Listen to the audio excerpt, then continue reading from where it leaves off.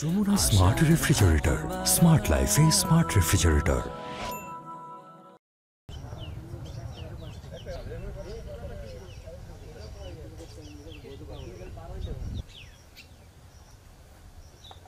ভাটা বন্ধ করতে হবে ভাই।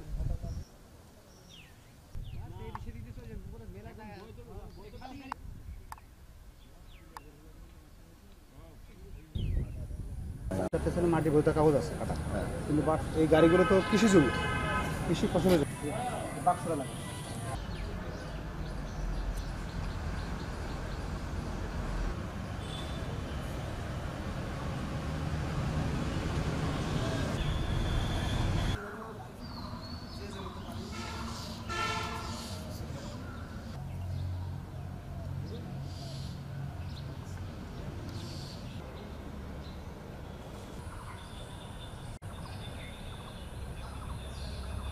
বাক্সর এলাকা থেকে পুকুর খনন অবস্থায় সেনাবাহিনী 40টি ট্রাক্টর আটক করেন এবং সেগুলো আমাদের পুলিশ লাইনে হস্তান্তর করেন।